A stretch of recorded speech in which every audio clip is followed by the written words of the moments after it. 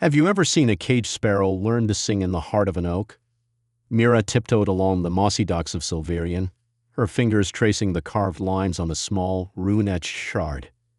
Pale moonlight danced on the rippling water, and the scent of salt and oil filled the air. The city's grand marble pillars rose behind her like silent sentinels, each one a reminder of the elves' power and privilege. Humans whispered about how the elves had built Silverian centuries ago, and how no human would ever set foot in the palace without permission. Yet here she was, clutching proof that human cunning could rival elven magic. Mira's heart thudded in her chest as she crept toward a shadowed alley. Every creak of wood, every distant laugh of an elven guard made her pause. She glanced back at the shabby wooden barge that had brought her from the labor quarter. At the edge of the dock, the barge rocked gently, its lanterns swaying like trapped fireflies. She slipped the shard into her satchel and adjusted her hood, hiding her dark curls. The weight of the artifact piece felt heavy against her side, but the warmth of its magic gave her confidence. A sudden clatter echoed from the water's edge. Mira froze, listening. Two elven guards, their silver cloaks fluttering in the breeze, strode onto the dock. Their boots clicked on the planks like sharp reminders of danger. One guard carried a lantern that glowed with pale blue fire, and the other kept a slender elven blade at his hip. They paused under a lantern post, their faces illuminated by a cold, dismissive light. "Do you hear something?" whispered the taller guard. "Probably rats," replied his companion with a sneer. "Humans scuttle like vermin in the night. Hardly worth our time." Mira's jaw clenched. She pressed against the wooden beam beside a stack of crates, her breath shallow. Her pulse raced as one guard moved closer, lantern casting dancing shadows across the empty crates. Still, she refused to be the scared prey. She waited until his lantern swung away, then darted forward with the grace of a cat. Racing along the dock, she leaped over coils of rope and tumbled into the frigid water. Cold swallowed her for an instant, but she kicked toward the barge, her cloak billowing like a dark sail. The elven guards shouted and aimed their lanterns at the rippling surface. Lantern beams cut through the fog above the water, searching for her silhouette. Mira swam beneath the surface, her lungs burning, and surfaced on the other side of the barge. She clambered up the hull, dripping and triumphant. The shard's faint glow pulsed as if cheering her escape. As the barge drifted away into the night mist, Mira peered back at the marble spires of the palace. She knew the shard was only the first clue. Deeper secrets lay hidden beneath elven spires and ancient wards. But for the first time in her life, a spark of hope shone in her chest. She would prove that even a fragile human could sing a song powerful enough to shake an empire. Mira rested on the deck of the barge, her clothes still dripping, as dawn painted the sky in pale rose. The shard lay wrapped in cloth beside her, its faint rune glow dimming in the soft morning light. She stared out at the silent water, mind racing with questions. How many pieces of the artifact remained? What power would it unleash once whole? She barely noticed the barge's slow approach to a hidden cove until a shadow fell beside her. Arian crouched on the rail, his silver cloak stained by the tide. He did not speak at first, simply watching her. She gripped the oar tightly, ready to defend herself, but his calm blue eyes held neither mockery nor contempt. Instead, there was something unreadable. Curiosity, perhaps, or a spark of respect. "You survived," he said quietly, his voice soft against the lapping water. "And you brought the shard." Mira bristled.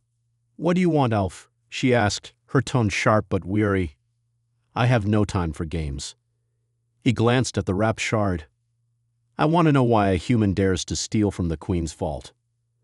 "That makes you more than just a thief." A cold breeze tugged at their cloaks as she considered him. She had expected him to demand her life or drag her back to Silverian in chains. Instead, he offered questions. "Why do you care?" she murmured. "Because what you hold could shift the balance between our people," he said. "And because I've never met a human who refused to bow." His honesty caught her off guard. Humans bowed every day beneath elven rule, in markets and courts and labor camps. But he saw her as something different, an equal in ambition, if not in birth. Mira's heart pounded. Could she trust him? Yet she could not return to the city alone. Rumor spoke of the Shadow Guard's endless patrols, and Arian had made himself useful in avoiding them. She sighed. Fine, but I don't share my plans. She'd unwrapped the shard and held it before him. Its runes pulsed weakly, as though it breathed. Arian leaned forward, tracing a finger along the carved lines. This is only one piece, he noted. The full heart lies deeper beneath the palace. It's sealed by ancient wards. He straightened and offered his hand. Join me, and I'll guide you past every guard and trap. We can find the rest together. Mira hesitated, sweat and salt still dripping from her hair. The dawn wind whispered against the wooden planks, carrying the scent of pine and water. She pictured the palace's ivory towers, gleaming with elven pride, and felt her resolve harden.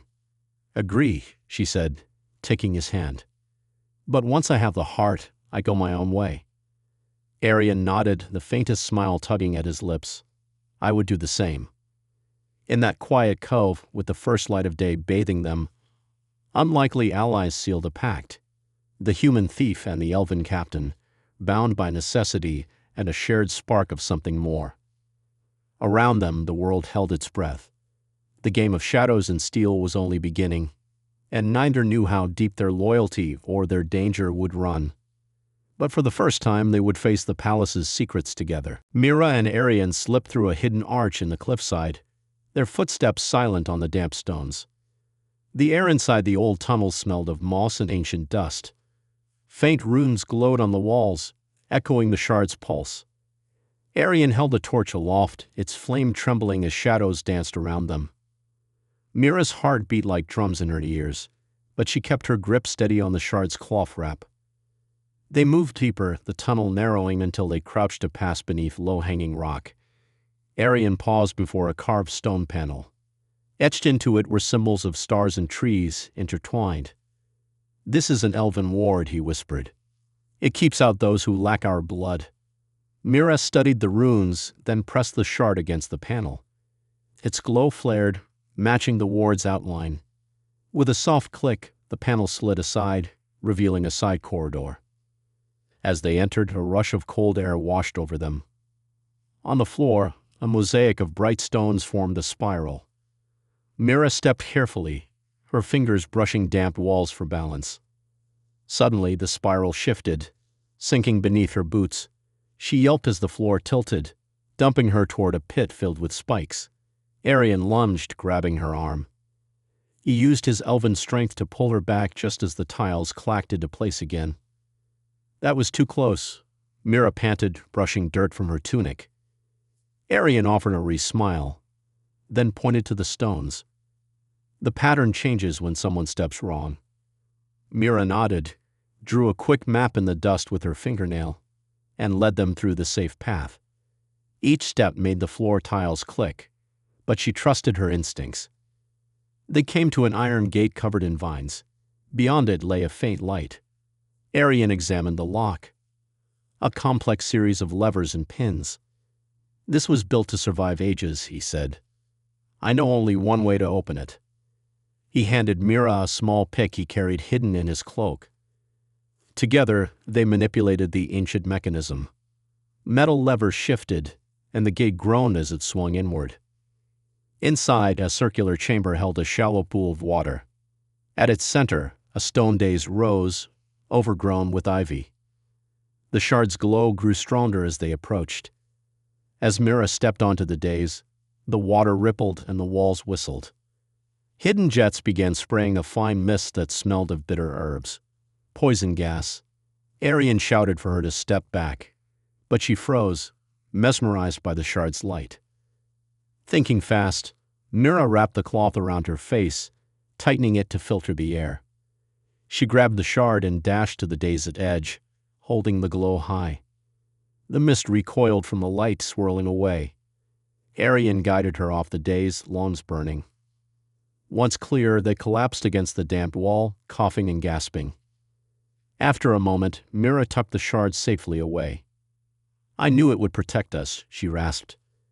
Arian glanced at her with a mix of relief and admiration. You were fearless, he said softly. Mira offered a shaky grin. Together, they rose and stepped past the dais toward a heavy stone door carved with elven kings. Beyond that door lay the heart of Vezel. With determination in their veins, they pushed against it. The door creaked open, revealing a deeper darkness, and their greatest challenge yet. The heavy stone door grated open, revealing a vast hall lit by torches set into carved alcoves. The walls were lined with faded tapestries depicting elven kings in triumphant poses. Mira and Arian stepped inside, the shard pulsing softly in Mira's hand. She could almost feel the heartbeat of the hidden heart of Vezel calling to her. Arian moved to the right, examining the room's layout. The core chamber should be just beyond that arch, he whispered, pointing toward a shadowed archway flanked by marble pillars. Each pillar bore the crest of an ancient elven house. Mira nodded, determination sharpening her features. Together, they glided past polished obsidian floors, careful to avoid the elven runes of alert that glowed faintly at their feet. Just as they reached the arch, a cold voice echoed from behind. So you found your way to the king's hall. Lyriel stepped into the torchlight, boots silent on the floor. Their silver cloak was spattered with mud, and in their hand gleamed the rest of the heart of Vezel, whole at last. Mira's breath froze. I returned for this, Lyriel said, their eyes flicking between Arian and Mira. The queen rewards loyalty and betrayers like you. They nodded toward Arian. He gripped his sword but stayed silent, shock rippling across his face. Mira tightened her hold on the shard. Why betray us? She asked, voice trembling but strong. You helped us get here. Lyriel's lips curved in a cold smile. I helped you only so I could claim the heart for myself and earn favor with the queen. I will not let a human and a traitor elf defy her rule. With a swift motion, Lyriel thrust a slender blade toward Arian's side. Arian twisted, parrying with the flat of his sword, sparks dancing where metal met metal.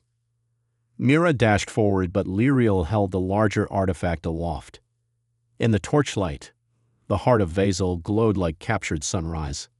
Step back, Lyriel commanded, or our truce ends in blood. Arian's sword rang again as he blocked another strike. You dishonor our blood, he growled. Lyriel laughed, a sound like cracking ice. Blood means nothing under her rule. They lunged, catching Arian's shoulder. He staggered and Mira cried out. In one fluid motion, Lyriel spun and struck Arian's arm, sending him to his knees. Blood darkened his tunic. Mira rushed to his side, but Lyriel raised the heart. Goodbye, Captain, Lyriel sneered, turning to leave. Behind them, the arch to the core chamber loomed. I have my prize. Mira leaped, grabbing Lyriel's cloak. With all her strength she yanked, but Lyriel shrugged her off. The artifact slipped from Lyriel's grip and fell toward the marble floor. The heart of Vezel shattered into brilliant shards. Light exploded, throwing everyone backward. Mira hit the ground hard. As the radiance faded, she saw Lyriel unconscious at the far end of the hall and Arian stirring beside her, clutching his wounded shoulder. The shards of the heart lay scattered across the obsidian floor, each fragment still humming with power. Gasping, Mira crawled to Arian's side and pressed her hand to his arm. Are you alive? She whispered. He opened his eyes, pain and relief mingling in his gaze. I'm here, he rasped. But the heart? Mira looked at the broken pieces. Betrayal had almost cost everything, but the artifact still pulsed with magic. She drew Arian to his feet. We'll gather them. We'll finish what we started. A new resolve flared in her chest. Despite shattered loyalties, she would save the heart of Vezel and prove that even fragile humans, joined with true allies, could rise against any empire. Mira and Arian returned to the labor quarter before dawn, moving through narrow alleys where humans whispered and glanced at them with wide eyes. The news of the shard's recovery and the traitor elf's betrayal had spread like wildfire.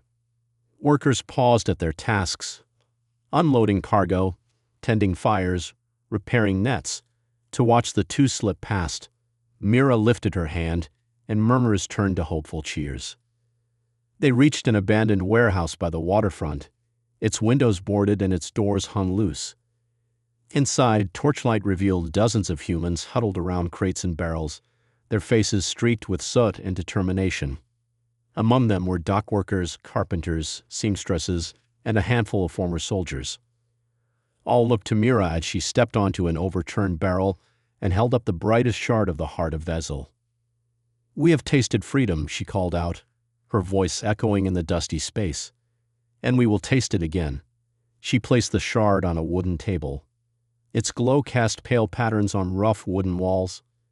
"The elves built their empire with magic and steel," she continued.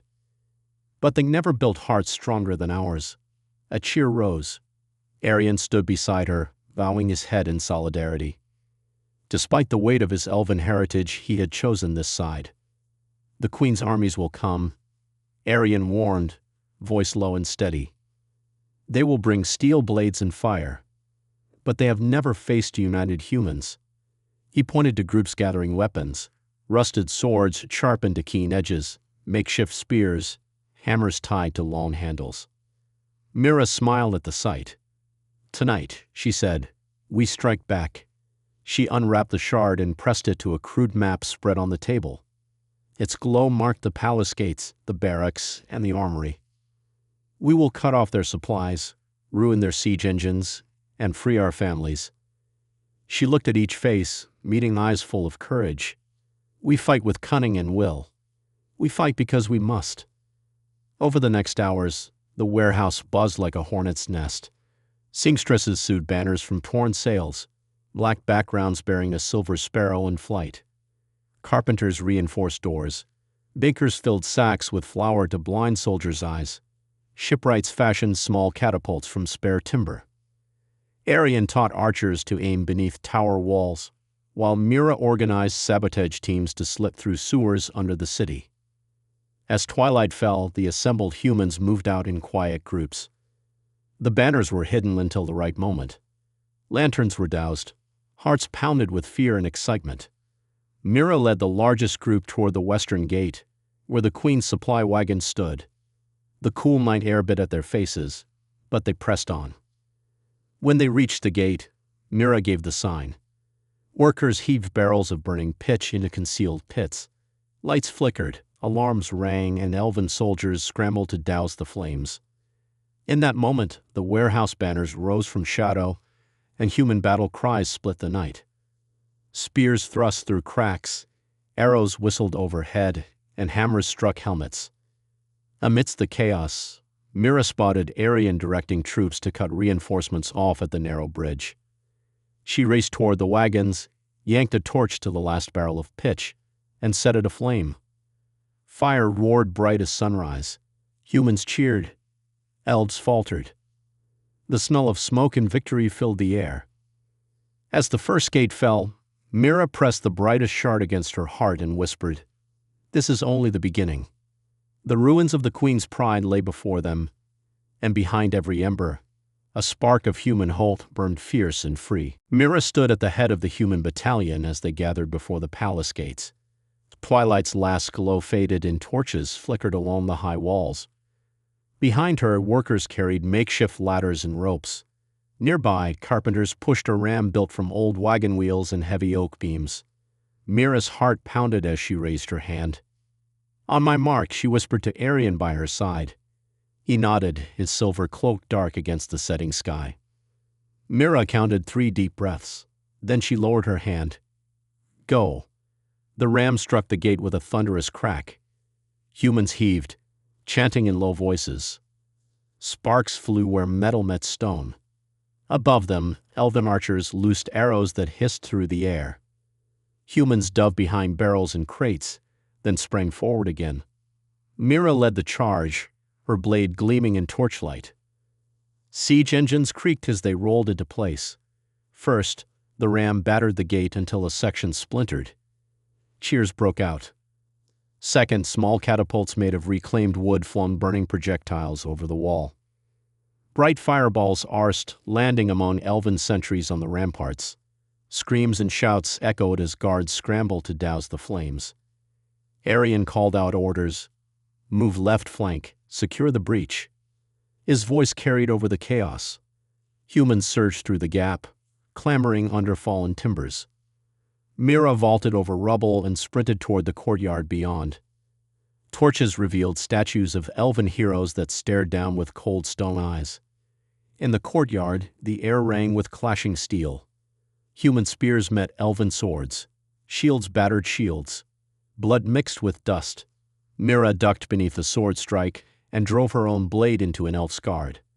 She twisted free and sprinted toward the main hall, where she knew the queen waited. Arian fought at her back, his movements precise.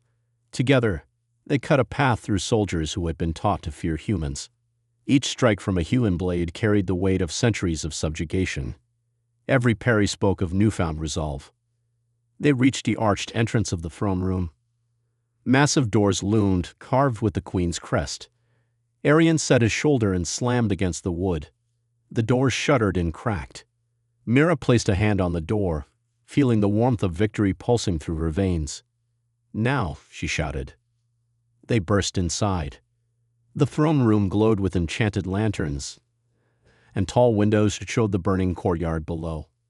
Elven guards formed a line between them and the queen's days, their blades twined in an unbroken wall of steel. Mira charged forward, dodging a thrust and kicking a guard's knee. Arian leaped onto a bench, sweeping leg high to knock another guard off balance. Miraculously, they reached the dais. The queen stood before her ornate throne, her robes shimmering with silver threads. In her hand was the repaired heart of Vezel, now whole again. Her eyes met Mira's. "You insolent human," the queen said, voice cold as marble. "You dare invade my hall?" Mira held her ground. Behind her, Arian sheathed his sword and drew a wild look in his eyes. "We dare," Mira said, voice strong. "We fight for every beaten soul you scorned." The queen's lips curved in a cruel smile. "So you've come to claim your prize." Mira glanced at Arian. They both nodded. The final battle would begin here. Heart against crown, will against ancient power. And neither of them would back down. Mira stood firm before the queen, the air humming with magic. The repaired heart of Vezel glowed in the queen's hand, casting pale light across the throne room. Arian watched at Mira's side, muscles tense, ready to leap into action. Beyond them, the sounds of battle faded, as if the world had paused for this moment. The queen lifted the heart high. Strands of power radiated from it, and the air around her shimmered. With this, she intoned, "I will crush your rebellion and remind every human of their place." Her voice rang like crystal, cold and unyielding. Mira took a slow breath. She thought of every human who had suffered under elven rule, the whispered prayers in dark alleys, the hidden hope in coal black eyes. She glared at the queen. "You forgot one thing," she said softly. "Human will cannot be caged." With that, Mira dashed forward. The queen's magic lashed out, waves of force that slammed into Mira's chest and sent her skidding back. She hit the marble floor, pain flaring in her ribs, but she rolled to her feet. Arian leaped beside her, sword raised, deflecting a bolt of magical energy aimed at Mira's back. They fought side by side. Arian's blade flickered silver as he met the queen's summoned guardians, spirits of ancient elven kings forged from light and stone. He parried their strikes, sending shards of their forms scattering across the floor. Mira circled the dais, searching for a chance to strike. The queen's power swelled. Pillars cracked under the strain, and tapestries tore away from the walls. Each pulse from the heart of Vezel sent ripples through the room. The queen glared at Mira. "You cannot stand against me," she hissed. Mira's hand brushed against the shard she still carried. Its glow responded, a warm, steady pulse. She closed her fingers around it and felt the full echo of human resolve. The shard's light grew, matching the queen's artifact in brightness. The two crystals pulsed like rival hearts. Arian saw the change in Mira's eyes. He nodded. Together, they lunged.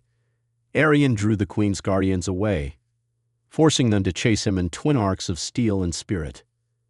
The queen followed him with wild blasts of magic, leaving Mira free. She sprinted across the broken tiles, vine-thin cracks glowing beneath each step. She raised the shard and called out for every human who dared dream of freedom.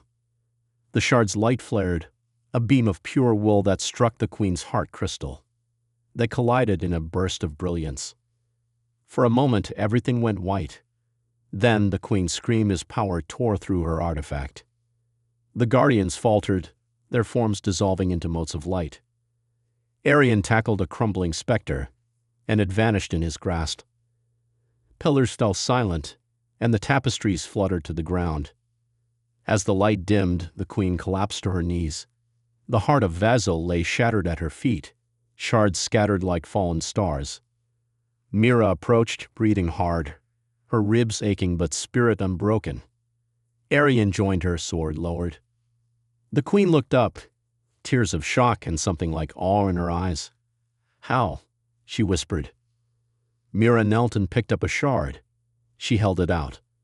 "Because when humans stand together, no power can bind our will." Around them, the throne room was silent, the battle won in that final flash of shared resolve. And in that stillness, a new world waited to be born. Mira stood in the ruined throne room as dawn's first light filtered through broken windows. The shards of Vasil's heart lay scattered at her feet, each one faintly glowing before dimming into stillness.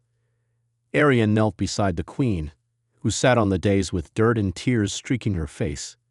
Around them, tired humans and elves paused, weapons lowered, uncertainty filling the silent space.